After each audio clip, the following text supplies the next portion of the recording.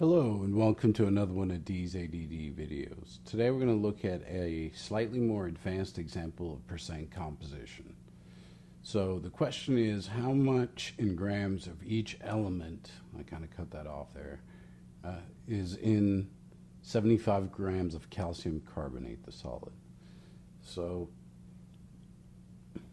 the big picture is that we need to first figure out what the percent composition of each element is in this compound, and then we can take those percentages times the 75 grams to figure out how much of each element there is present. All right, so let's get that done.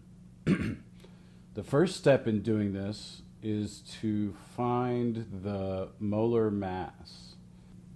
So here's that calculation. So you take the mass of calcium. If you were to go on your periodic table, look up calcium, you get that 40.078. Carbon, give you the 12.01. Use 16. You can use 15.99 if you. So once you sum up all those values, you get 100.008 grams. Then the next step is to take the mass of each element and to divide by that molar mass. So here are the individual calculations there.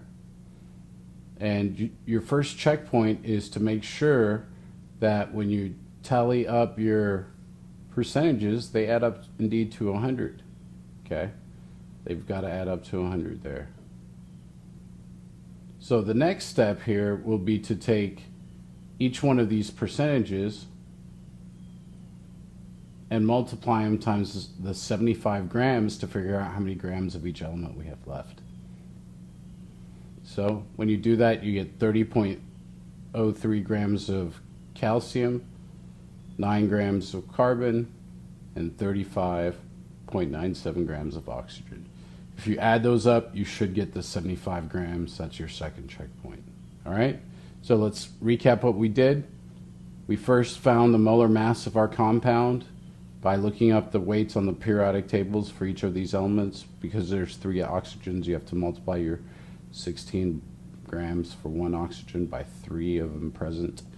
Then you take the mass of each element, divide by the molar mass to get the percent composition. This is an application of the percent composition, which allows us to then multiply those percentages times the mass of the compound given, and then get how much each element contributes to that overall mass. All right? So you can see that there's, they can get a little tricky, but it's not too bad if you understand what's going on. Practice, practice, practice as always. Thank you and have a nice day.